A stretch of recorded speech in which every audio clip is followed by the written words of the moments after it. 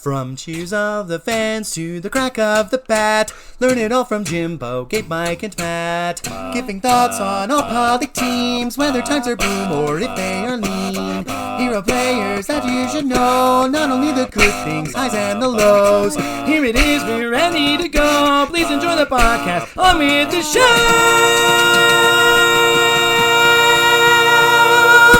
Hello, Pacific League fans, and welcome to the podcast, the officially unofficial English language podcast of Pacific League TV. I'm one of your three hosts, Gabriel Lerman. Unfortunately, Jimbo Bernicki is unavailable to join us tonight, but hey, we got Matt Seivert pinch hitting. How's it going? Running total is 3. And as always, joining us to make it 3, Michael Bealey. Mike, how goes? I am very tired, but I am looking forward to Interleague so much. That's right, it is Interleague. For those of you who are new to NPB, unlike in the majors, there is only 3 weeks of interleague play. Each team in one league will play the other teams just 3 games each. So no home and away, just home or away for all 3. You can catch those games hosted at Pacific League Parks on Pacific League TV, or if you're in North America, for free at watchdingo.com. This is a relatively new thing in NPB. It's only been going since 2005, so this is the 20th edition since they skipped it in 2020. The whole gist of this is a sop to teams that aren't the Giants to give them more home games against the Giants. Basically, that was the impetus for it. Especially coming out of the 2004-2005 players' strike that led to the merger of the Oryx Blue Wave and the Osaka Kintetsu Buffaloes to become the Oryx Buffaloes we know and love now, and the creation of the Tohoku Rakuten Golden Eagles. And since its creation, the Pacific League has owned it. 16-3 overall in the Interleague series. Last 2 in a row. And last season, Fighters outfielder Shun Mizutani won Interleague MVP for the first time, and the Tohoku Rakuten Golden Eagles won the Interleague title. Yes, this is a thing. There's a cash prize involved here. So, I want to go around the table for podcast predictions. Who's going to be the best team in Interleague, and who's going to win MVP? Mike, let's start with you. I have no idea for MVP. That's just so many people playing. But as for best team in Interleague, the way it's going right now, I'm just going to probably have to say probably the Fighters. Matt? If we're specifically picking Pacific League, and I imagine we are because podcast, I think the best team in Interleague is probably going to be the Lions because they've surprised really far. And they get to face hitters that they don't see very often. And the less familiar you are with a pitcher, the harder it is to hit them. As far as the interleague MVP goes, I'm thinking, if the Lions do win interleague this year, I'm thinking it's got to be one of their top 2 hurlers, Tatsuya Imai or Chihiro Sumida. All right. I got to go with the Lions as well. Matt, you took my answer. They've been pitching out of their gourds lately, and since they will be playing 9 games in Central League ballparks where there is no DH, the pitchers will have that much of an easier time getting an extra out every 3 innings. Come on, no DH? What are we? That said, I think the MVP this year is going to come from the other league. Teruaki Sato hit 2 home runs in today's games. The guy's really good. He leads all of NPB with 15. If he can keep up that pace, Tigers are going to be a problem. I mean, he's been a problem all year, and since we get to talk about him a little bit, yeah, definitely a good choice for interleague MVP. I think full season MVP, and that's the one time I will get to say that this year. I also wanted to bring up, speaking of the other league and some of the teams therein, a death in the Japanese baseball world that is momentous. Mr. Pro Yaku, Mr. Giants, Shigeo Nagashima passed away yesterday at the age of 89. We are talking about someone who is foundational to the pro game. 11 championships as a player, plus another 3 as a manager, 5 MVPs, and arguably the most famous home run in all of Japanese baseball, the walk-off winner with the Emperor in attendance for his first ever pro baseball game. Now, Mike, you're a fellow Japanese baseball history nerd. What are your thoughts on Nagashima passing away? I knew that he had been in bad health for the past couple years, and it still kind of just was like kind of blindsided me, and I was, I was pretty sad, reading about it. And the one thing that I don't want to say that it's shocking, but reading like on Twitter and everything, just the outcrying of support from all around Japan was pretty incredible to read. Like there was, I can't remember her name, and I'm sorry to anyone who caught the tweet, but there was a Olympic runner, a female Olympic runner, and even she, had pictures of her with Nagashima, and she talked about, how when you talk to Nagashima, he made you feel like you could do anything, and like just how influential he was even on her, and completely different sport, completely different activity, and he still was able to, he still had an effect on her, and there was just all these great, amazing tweets just all around the league. So all these stories that I had never even heard about, because a lot of this stuff was personal between people that knew Nagashima, and you're never this stuff that was never made public, and it's really interesting to read, and it's really unfortunate that Mr. G, Mr. He had a lot of nicknames, Mr. Pro Baseball, Mr. Baseball, they passed away like that with, I believe it was from pneumonia. Yeah, so really unfortunate, and the one thing that I did see earlier today is that I knew that Hideki Matsui apparently was heading to the U.S. or was already in the U.S. when it happened, and he immediately got around on whenever he was at the airport, he immediately got the next plane to Japan, expedited it, and he went to go see Nagashima at home after it was wherever his I believe wake was at, and it was reported in the news that he had a 2-hour conversation with him, and then he took questions outside his house, and they mentioned a lot of stuff that went on with him and Nagashima. And the one interesting thing was apparently there was a promise between the two, and Matsui kind of hinted with reporters that he's not allowed to talk about it right now, but hopes to like look to the future to see like what that was. So yeah, it's just really, really interesting, and all the stuff that's coming out. It's just a lot of stuff that I'd never heard about. Being a big fan of the history of the game in Japan. Yeah, I saw the news about Matsui and talking with some of Nagashima's family members. I wonder if the promise is that he'd go into coaching, because I know Shinnosuke Abe is leading the Giants right now. Who knows? There may be a second career for Godzilla to work with. It would be such a nice thing to see Matsui back in the Giants uniform again. That'd be Hmm. such a great thing to see. Agreed. For my part, I'm not necessarily a student of the history behind Japanese baseball, but even I am aware of the legendary O.N. Cannon, and to lose one of the greatest to ever suit up on the Japanese baseball diamond is a travesty. Game recognized game, and I think that's why we're seeing from so many different corners of the Japanese sphere, athletics, otherwise, not even baseball, like it makes sense, and I'm sure so many people grieved at his loss, and for us too. I mean, it's a huge deal anytime you lose a legend. Indeed. We're going to take a short break, and we'll be back with Around the Horn.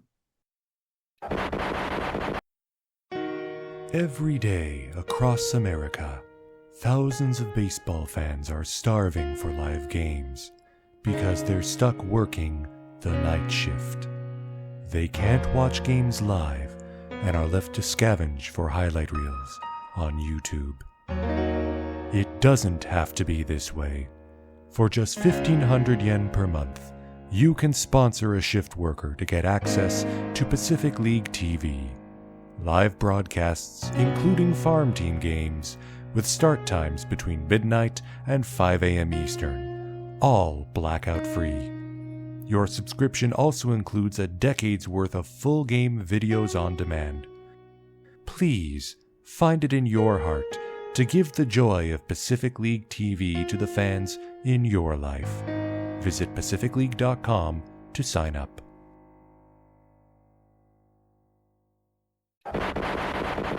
Let's get into the meat of our usual podcast presentation with the Around the Horn, from top to bottom, a brief capsule on all 6 Pacific League teams. Starting with the Hokkaido Nippon Ham Fighters, a game and a half up on the Lions, not exactly a comfy cushion at this point in Interleague, but hey, the team's 4-2 in their last 6 games. It's also the first time in 10 years that the Fighters enter Interleague atop the Pacific League. 2 of the last 3 wins were of the walk-off variety, both against the Marines over the weekend. Franmil Reyes' 11th home run of the season, a solo shot in the 9th of a scoreless game, and then Kota Yazawa with a RBI single the day before. Now, Reyes is still sharing the Pacific League home run leaderboard with Chusei Manami, who got his 11th of the season earlier today against the Tigers, as the Fighters held on for a 5-4 win. Considering the Tigers won yesterday 1-0, the top 2 teams in Japan will play that rubber match tomorrow. This is must-see TV if you're up at 5 in the morning Eastern. 2024 CPBL MVP Gulin Rueyang, the newest acquisition of the Fighters from Taiwan, is going to be missing action for a while. The pitching coach was quoted as saying, "I don't think this is a skip one start kind of injury." That's less than ideal. He left yesterday's game in the 3rd. Hopefully it's a speedy recovery and not anything too excessive. Between Ito, Verhagen, Kato, Kanemura, and with Gulin, that is one fantastic rotation for the Fighters. That said, it's not like they're bereft of Taiwanese flamethrowers. Sun Yi Lei has joined the top club. The 20-year-old most recently participated in the WBC qualifiers for the Chinese Taipei team, including stranding the bases loaded in the 7th with 2 strikeouts in the clinching game. He was also involved in the combined no-hitter the Fighters farm team had back on May 5th. So, he got registered to the top club on May 22nd, dropped the 3rd digit from his jersey, because he was on a developmental contract, and has even gotten his first NPB save since then. It's good to see him developing, and it's great to see more Taiwanese talent come to NPB. Let's hand things over to the man pinch hitting for Jimbo with the 2nd place team, the Saitama Seibu Lions. Matt, what do you got for us? All right. Well, you talk about the standings being bunched up going into Interleague. The Lions are not very far behind the Fighters. They're only 1 game up on the Oryx Buffaloes, and a 4-3 week since we last talked about them does definitely help in that regard. But lest we forget how amazing they have been compared to possible expectations, how good are the Lions this year? How about 7 shutout wins in the month of May? Yeah, that is a tie for club record in a single month. They just added their 13th shutout victory of the season to start Interleague against the Dragons yesterday.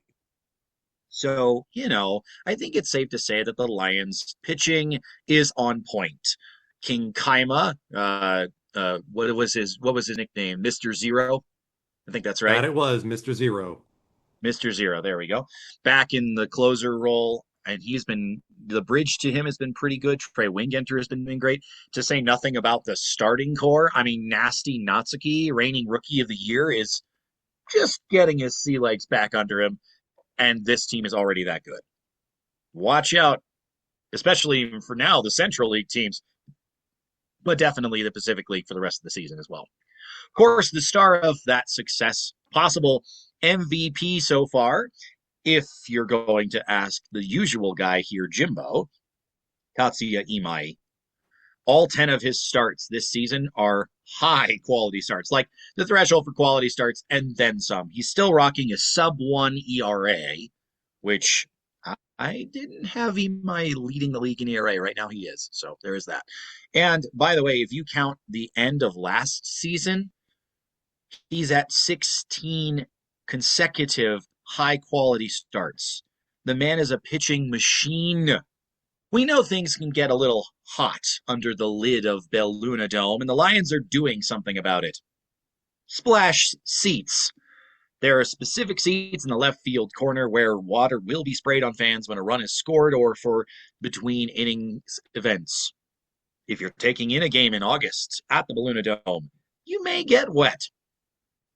Of course, it's very similar to what Baltimore has going at Oriole Park at Camden Yards. Very fun idea. Yeah, the splash seats are definitely going to be beneficial. I've been in Japan in August. There's a reason there's vending machines for drinks every 200 meters. You will need it or you will turn into a raisin from dehydration. Aside from powering the whole country, that's the gag. But yes, I also lived in Japan during August. Very muggy. Sitting in third place for the moment are the Oryx Buffaloes. One up on the Hawks, 3-3 in their last 6, so treading water, but hanging in there. No sign of the phenom Ryo Ota yet. He's supposed to be back by now, or at least was on track to.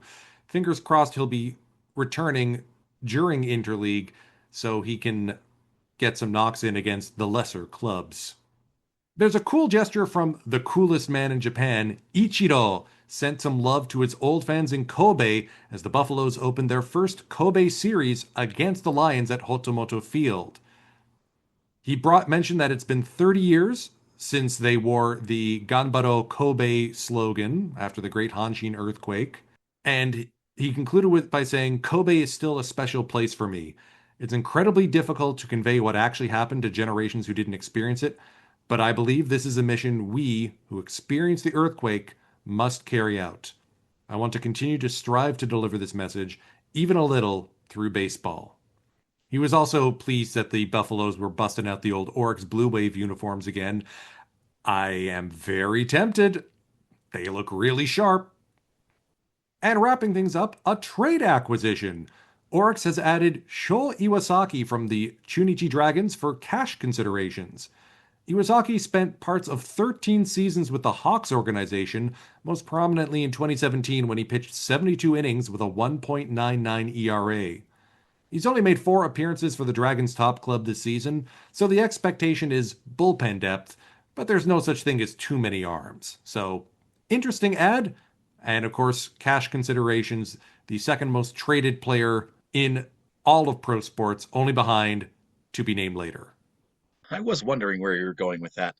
Also, a quick question was Hotomoto Field originally the home of the Blue Wave, or is That's that right. a different stadium? Okay. Originally called Green Stadium in Kobe, Hotomoto took over the naming sponsorship a while ago. And it is nice to see the Buffaloes go back to their old digs for, I think it's around 12 games every season, to give the Kobe fans some love. It's like how the Fighters will do a home series in Tokyo because they started life in Tokyo every season. Even last month, we saw the Hawks do a home game in Osaka at Kyocera Dome because that's where they originated. Imagine if the Athletics played a home series in Philadelphia at Citizens Bank Park, and you get how awkward it might be in the majors. Yeah, it's not like Shibe Park is still open. Is it pronounced Shibe or Shibe?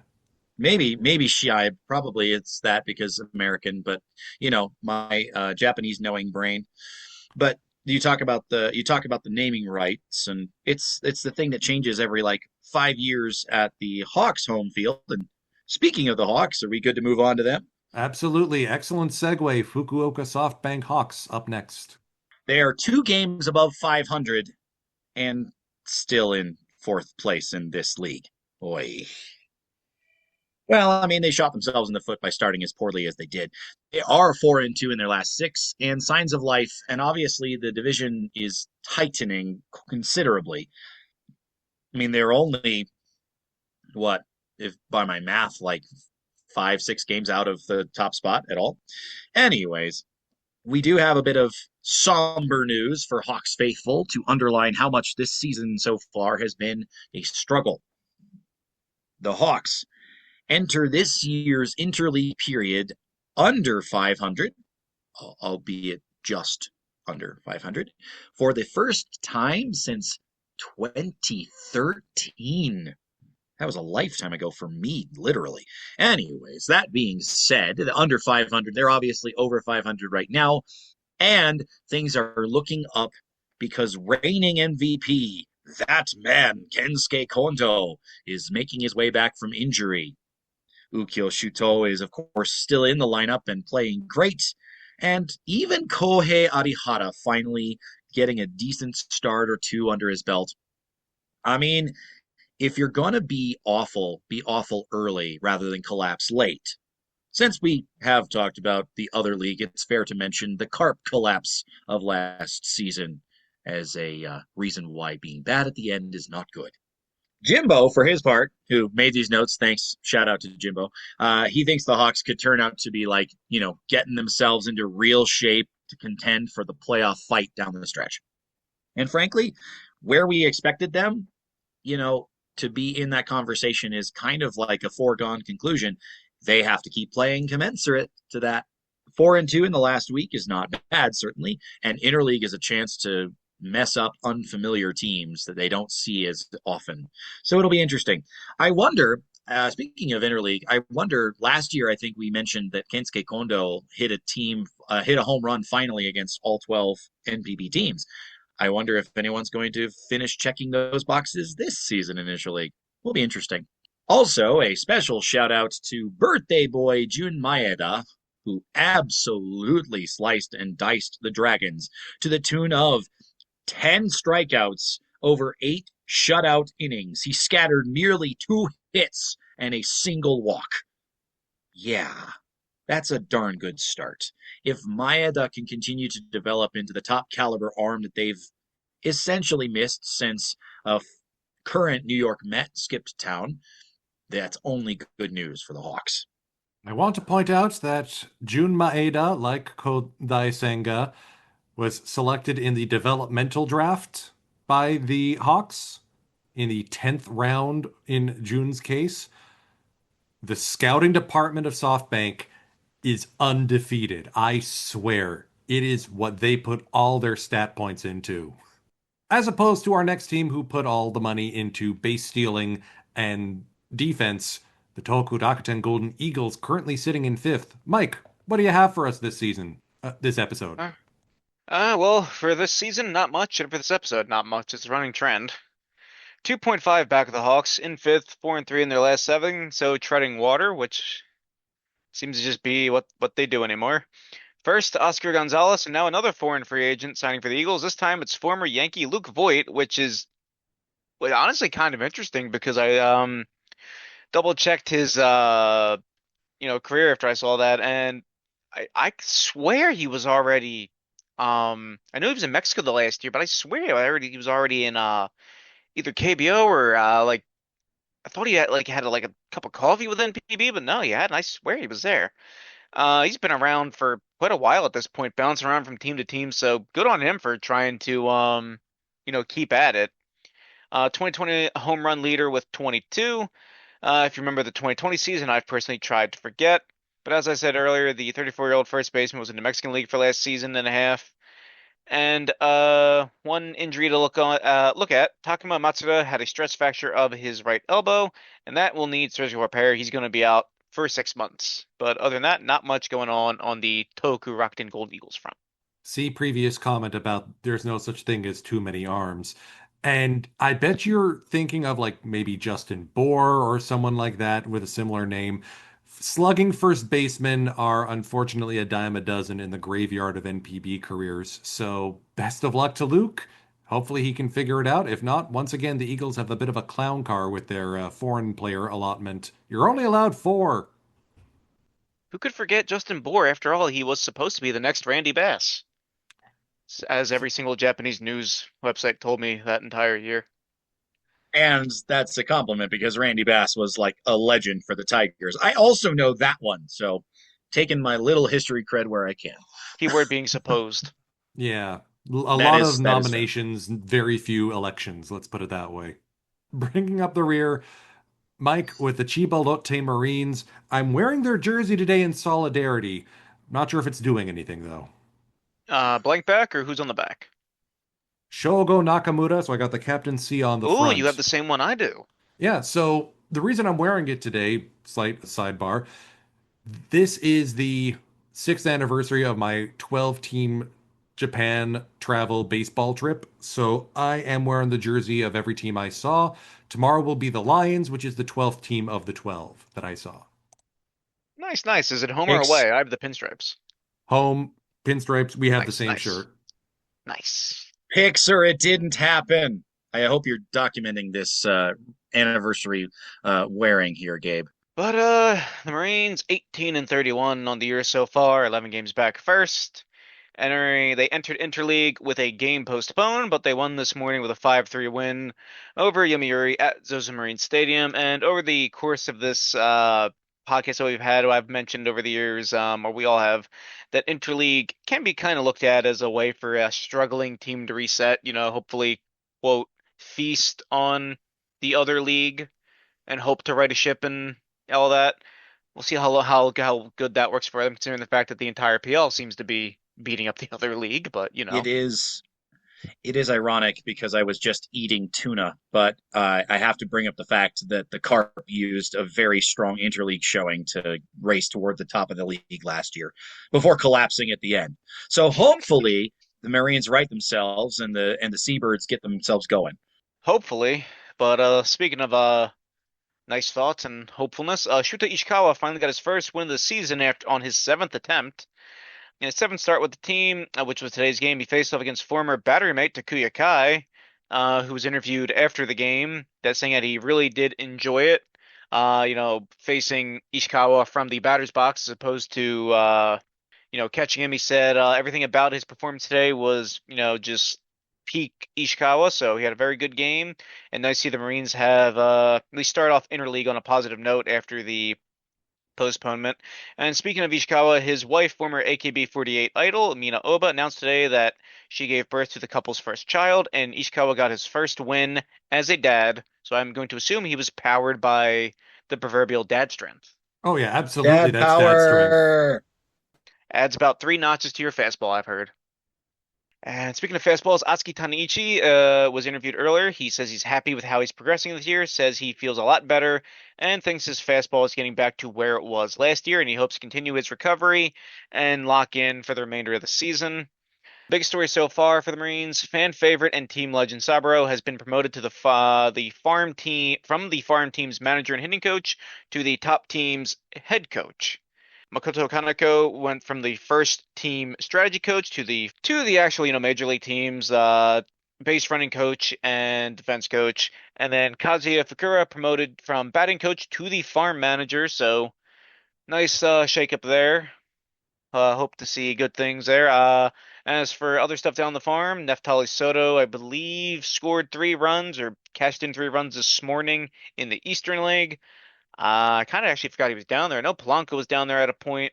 As for the Marines, yeah, Ryusei Ogawa is taking some time off for injury due to posterior fasciitis, also known as a pain in the. Earliest can be back is June 11th. I don't know if that's literally what fasciitis is, other than feeling pain, but that's perfect. It's about summary of their season 2. Before we wrap up today's episode, let's get into our familiar faces in new places, taking a look at how Pacific League alumni are doing stateside. Mike, what do you have for us this week? Okay, so Shohei Ohtani continues to mash, picking up another 4 home runs this week and leading the league with 23 now, as well as leading the NL in slugging percentage with 653. So once again, there is nothing Shohei can't do, and I look forward to hopefully seeing him pitching again at some point this year. Hopefully it is, this year, and they play it safe and smart. Kodai Senga continues his march towards a possible Cy Young with another win this week to go along with 7 strikeouts and only four base runners allowed over 6 innings as he continues to lead the National League with a 1.6 ERA. On the less fortunate side, Yoshinobu Yamamoto got roughed up a bit this week, allowing 4 runs before getting pulled in the 4th, though it's worth noting that he is second in National League in average against with only 186. And I would like to say on the subject of Yamamoto, it's kind of telling about how good of a pitcher he is when we say he got roughed up and he allowed only 4 runs. Yeah, Yeah, he's doing that's a really lot for well in him. MLB. My ace of aces, hell yes.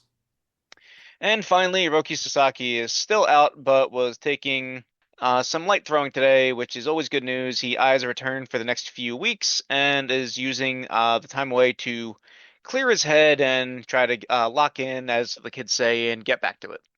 All right. Our question of the day from us to you and us to ourselves. Which Central League team do you follow most closely? I admit the Hanshin Tigers were my first love in NPB. I sat in their outfield bleachers back in 2015, and I kept a close eye on them up until it was 2019 when I did my trip around and the Eagles went 3-0. I'm like, "Oh, okay. Maybe I have a new favorite." So, any team that slumps for too long tends to shed fans. Sorry, Swallows fans. The yogurt birds will figure it out at some point, I swear. That'll be without Munetaka Murakami, that's for sure. Yeah, that's right. Pain. Yeah, knife to the heart. For me, I mean, again, listeners of the podcast for a long, long time, like all the way back to before the intro was even a thing, are aware that I wasn't around very long for the podcast. And the reason is that I didn't get into NPB until recently, like within the last year and a half now. Among the teams in the other league that it is fascinating to pay attention to, just because of like the ups and downs of it all, it's kind of interesting to see carp devil magic and when it works it goes well and when it goes poorly. But I do try to follow kind of all of them to some degree. Some of teams make it a lot easier than others. So for me, it would be and I know I'm supposed to hate them. They're the evil empire, blah blah blah blah blah. But it would be the Yomiuri Giants. I find, being that I do love the history of the game, I find it incredibly difficult to actually hate them. Like on paper, you read about all the winning and all this, but when you just look at the history of the league, it's so hard to just dislike them as a team.